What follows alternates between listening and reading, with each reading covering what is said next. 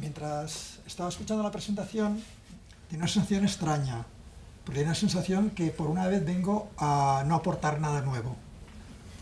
Quiero decir, después de tantos años luchando, por decirlo así, por divulgar aquello que experimentas, que vives, que descubres, que ves que es real y que toda la sociedad te dice que no, que vas mal encaminado, como decían, no llaures recte, no labras recto, estás labrando torcido.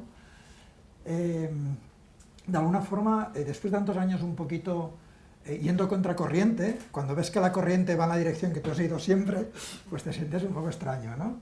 Y sobre todo porque lo que yo puedo aportar veo que realmente es lo que estáis haciendo. O sea, que de alguna forma es como una sensación de eso, porque a nivel personal deciros, soy hijo de agricultores, de los que a los 14 años, fue a los 13, a los 14 años decidió dejar el instituto, dejar los estudios, por ese concepto que tienes en la cabeza la mayoría de adolescentes de qué me va a servir todo esto. Si a mí lo que me gusta, a mí me gustaba la tierra, me gustaba todo, o sea, es una parte muy creativa, pero posiblemente porque mi cabeza es muy dispersa, entre comillas.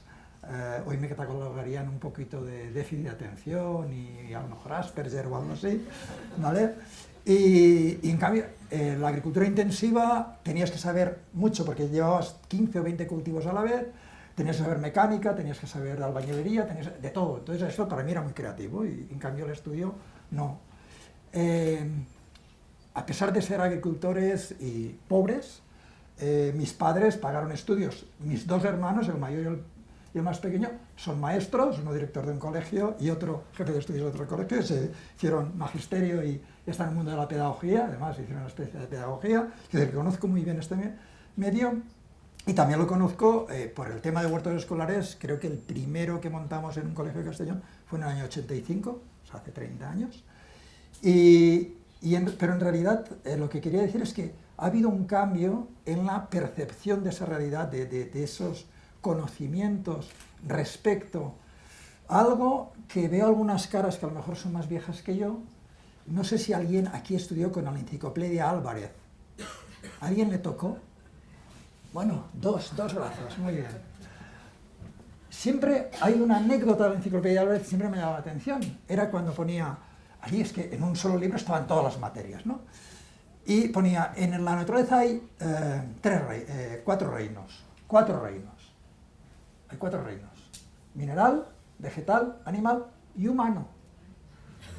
Éramos un reino aparte que Dios había puesto aquí para hacer usufructo. Entonces esa concepción de que veníamos un poco a aprovechar todo y no éramos parte de la realidad, y sabemos que hay 5, ¿vale? Mineral, bacterias y arqueas, hongos, plantas y animales. O sea, porque en realidad nosotros formamos parte de ese último grupo. Pero de alguna forma, descubrir que somos seres biológicamente adaptados a un medio cambia las reglas de juego. O sea, no somos algo aparte. Lo que le hagamos a un medio nos lo estamos haciendo nosotros. Y esto, que hace 30 o 40 años cuando lo decíamos éramos raros, hoy es nuestro, digamos, de alguna forma, disculpad que estoy un poquito nervioso, ¿eh? No me esperaba. Vale, si me puedes poner las diapositivas, por favor. El huerto ecológico, en el fondo, es una oportunidad en las escuelas y en los centros educativos de hacer una reconexión con los seres biológicos que somos. Desde, de alguna forma, desde la Ilustración, hubo una percepción de que podíamos entender la vida desde una visión más enciclopédica, más de separar todo para entenderlo. Es lógico, vivíamos en una sociedad donde la teología o la teocracia lo ordenaba todo, y nos damos cuenta que la realidad era mucho más compleja. Entonces, el querer ver qué hay detrás de todo, el querer conocer, el querer saber, era perseguido, porque atentaba. Si alguien ha visto la película de Darwin, creo que es La evolución de las especies, en película la crisis que él vive, porque su mujer es muy cristiana, y casi le está pidiendo que no publique el libro de la evolución de las especies, porque va contra la religión. Y vive una crisis fuertísima y al final decide que esa información tiene que llegar a la gente, porque para él es real. Entonces, de esa teología que vivíamos, hemos pasado a otro tipo de teología, que sería la teología científica, a base de analizar, separar. Sabemos mucho de cositas pequeñas, pero nos falta ahora quizás ese concepto más renacentista del humus homus universalis, del ser humano universal, holístico, global, como queréis, que realmente se integra en todo el medio. Entonces, yo, como concepto, lo que me gustaría que entendiéramos es que no somos partes separadas, ¿vale? Que de alguna forma nuestra realidad es global y que en el fondo lo que buscamos es vivir una buena vida y tener salud y ser felices. Todo lo demás es parafernalia que hemos puesto alrededor. Y que en realidad para tener una buena salud y ser felices y necesitamos cosas que en realidad son muy básicas y que todos podemos alcanzar de forma muy sencilla. Respirar, más barato y más fácil. Y no respires y ¿qué pasa? ¿Vale? Yo, sin comer, yo he hecho ayunos de 40 días solo con agua y sin comer puedes estar 40 días, no pasa nada. Y seguido trabajando en el huerto, etc. Pero sin respirar, 3 minutos, 5 minutos. La alimentación, por fin la sociedad empieza a entender la importancia de la alimentación en los procesos biológicos, en la salud, en la enfermedad. Sobre todo el tema de los alimentos refinados, los alimentos demasiado procesados, la importancia de alimentos que han crecido. En uno de mis últimos libros, El cultivo de tus remedios, un poco la tesis central es la importancia de comer alimentos que han crecido cerca de donde tú vives. ¿Por qué? Porque las plantas que se ven agredidas a la contaminación ambiental, a los gérmenes, a los patógenos, a los virus, a todo lo que les agrede, generan sustancias, ahora les llaman polifenoles, de protección a esos factores de riesgo. Cuando tú comes esa planta no solo comes nutrientes, también comes sustancias que te protegen de la contaminación ambiental, de la radiación solar, del frío, del calor, de todo lo que te rodea. Por lo tanto, estas sustancias protectoras, como una vacuna que te está dando la planta que crece cerca de donde tú vives, no las obtendrás, por ejemplo, en un alimento, aunque sea ecológico, que venga de Argentina o de China. Porque esa planta traerá sustancias que te protegen de lo que allí ocurre, pero no de lo que aquí ocurre. Entonces, a veces, cuando alguien se plantea un huerto escolar o un huerto en casa, hay gente que tiene reticencias. Dice, ¿yo cómo me voy a comer esa lechuga de la azotea de mi casa llena del... Claro, cuando toco una barandilla, todo el hollín negro de tal, ¿cómo voy a comer esto? Y cuando ves que algunos inmunólogos o alergólogos nos están diciendo, es que precisamente el sistema inmunitario, cuando esas sustancias entran por vía oral, activa las defensas. Y el hecho de esterilizar todo, que es lo que estamos haciendo ahora, está bajando precisamente nuestras defensas. Entonces, la alimentación juega un papel importante por todo el contexto que ello supone. Al mismo tiempo, el ejercicio. Hemos visto, hay estudios muy recientes, me parecen muy interesantes, cómo solo la alimentación no consigues, por ejemplo, la gente que quiere adelgazar, solo con la alimentación difícilmente lo consigue, y solo con ejercicio tampoco. Pero la combinación de los dos factores activa toda una serie de sustancias internas que nos ayudan a tener mejor salud. Y algo muy interesante que se está redescubriendo, el contacto con la naturaleza nos sana, nos cura. O al revés, parte de nuestra salud se ha perdido por desenraizarnos, separarnos de la naturaleza. Ayer, yendo con el coche, oía en la radio un estudio que se ha publicado ahora de unos, no sé, recuerdo si eran psicólogos o neurólogos, que han estudiado el tema del insomnio. Y se preguntaban, creo que habréis leído el articulito, se preguntaban si nuestros antepasados del Neolítico, del Paleolítico, tenían insomnio. Y han hecho una búsqueda con antropólogos de pueblos recolectores nómadas, de alguna forma, cazadores-recolectores, que todavía no son contactados, todavía se alimentan y viven, y les preguntaron sobre el tema. Y descubrieron que, porque han consultado gente de Sudamérica, de África, diferente de Indonesia, etc., se sorprendieron de que no tiene ninguna palabra para el concepto de insomnio. Y entonces les fueron diciendo como metáforas, tal, esto y tal, y de repente uno dice, ah, sí, es verdad, el año pasado una noche no dormí. ¿Cómo? O sea, para ellos no dormir o desvelarse no forma parte de su realidad. Pero claro, viven con los ciclos, no tienen luz eléctrica, no tienen el estrés moderno, etcétera, etcétera. Pero de alguna forma, es todo lo bueno que nos ha aportado a esta sociedad también ha sido haciéndonos pagar un precio, y creo que la salud ahí está en juego.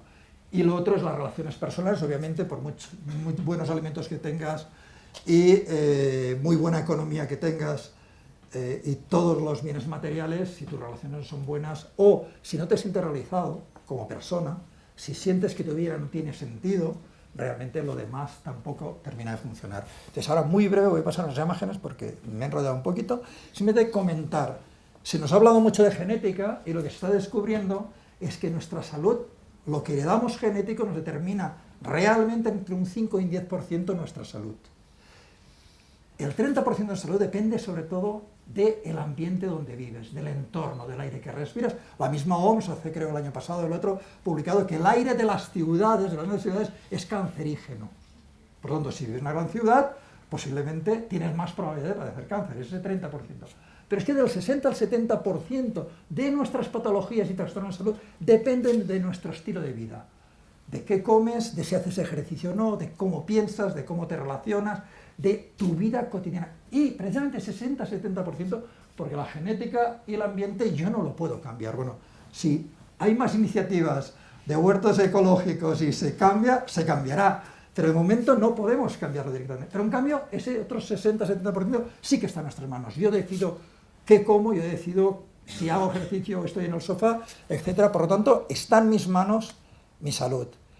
Y hay un estudio, no me voy a alargar, ver verde alarga la vida, es súper interesante, pero se está observando cómo el simple contacto, la simple visión del verde tiene efectos muy saludables. Y a mí me gustaría que algún día todas nuestras ciudades, esto es un pueblo de Suiza, que en la periferia, pues casi todo el mundo de ese pueblo tiene su huertito y cultiva sus alimentos.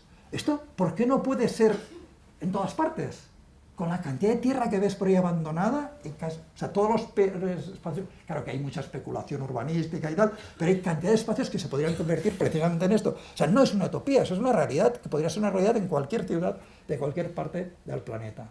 Y concretamente con el tema de los huertos, tiene una parte de didáctica, nos ayudan a transmitir esos valores y esa percepción. Claro, los que nos hemos criado en el campo y de pequeño, ahora le llaman explotación infantil. Cuando era pequeño era ayudar a casa, ¿vale? Entonces, desde bien pequeñito haces tareas y estás con las plantas y estás con los animales como una parte más de tu realidad cotidiana. Hoy día lo tienen que reaprender, les tienes que dar la oportunidad, les tienes que crear el contexto. Si no, no tienen esa oportunidad como teníamos. Entonces, realmente son espacios donde pueden aprender, donde pueden reconectar con esa parte de seres biológicos que somos, ¿vale? También son espacios saludables, lo que decíamos, van a respirar un aire más sano que dentro del aula, van a tener un contacto. Si buscáis en todo el tema pedagógico, veréis que en los años 30 hubo un movimiento después del higienismo, antes de que llegaran los antibióticos. El otro día vi una imagen del año 36 en Inglaterra, les daban clase a los niños al aire libre, invierno y verano. En pleno invierno, en las plazas de las ciudades, estaban allí con los pupitres, porque eso les hacía fuertes. Y así se resfriaban menos y tienen menos enfermedades. Cuando llegaron los antibióticos, como se supone que los antibióticos ya se encargan de sanarnos, se dejó de hacer fuerte a las personas.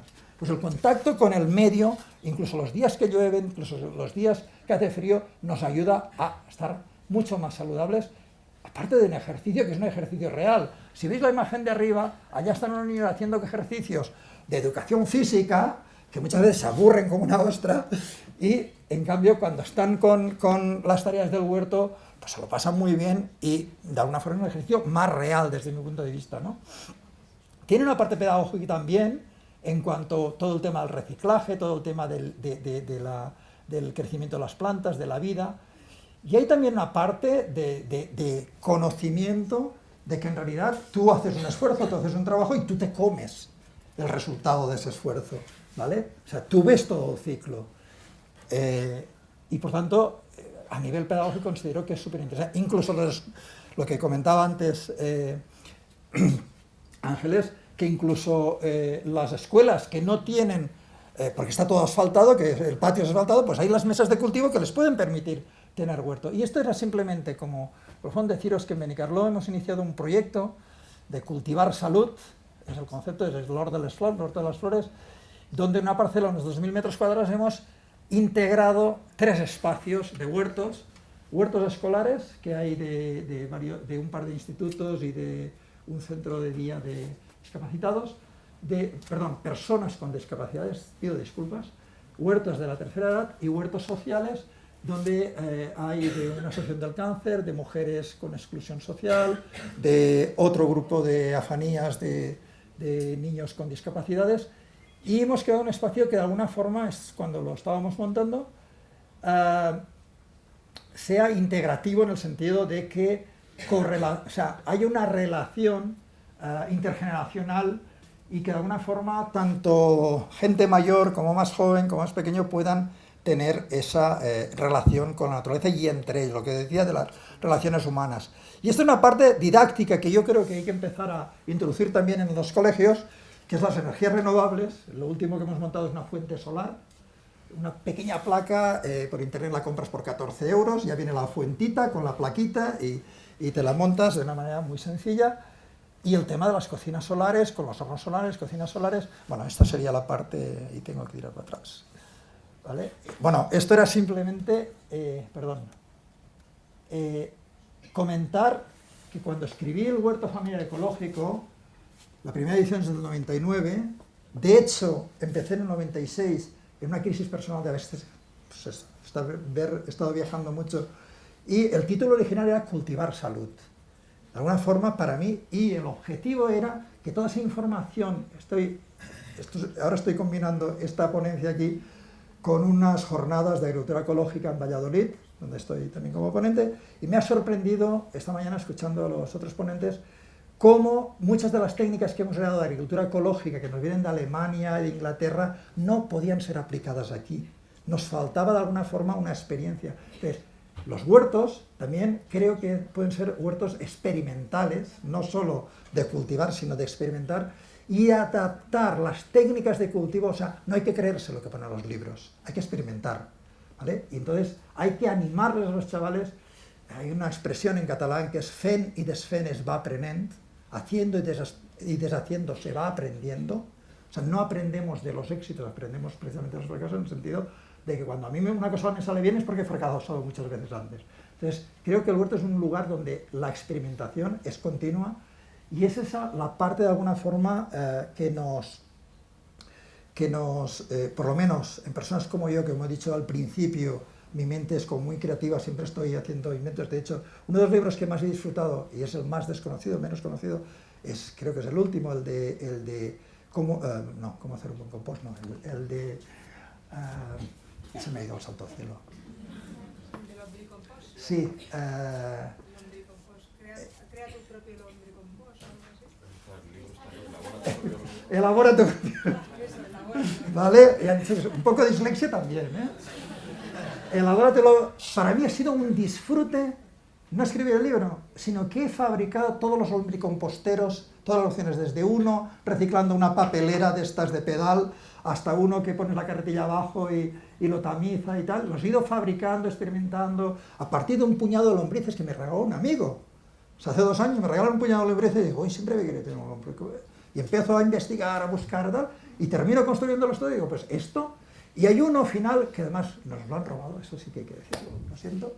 Lo entregué al colegio de mi hermano y por la noche saltaron y se llevaron el compost, un lombricompostero, el último, que es didáctico, donde tiene una caja con unos cristales donde ves realmente la actividad de las lombrices. Realmente esa parte didáctica, esa parte creativa, ellos lo pueden construir, ellos lo pueden gestionar, y va a ser una fuente de aprendizaje y conocimiento a todos los niveles, que es un poco lo que quería transmitir aquí. No sé si me he enrollado mucho, pido disculpas, pero bueno, animaros a eso, a que realmente cuando siembras un árbol, y ahora me sorprendo cuando veo ahí mi finca y de repente tengo un árbol, una morera que tiene un tronco así de grande, Y claro, cuando te acuerdas que plantaste una varita así pequeña, ¿vale?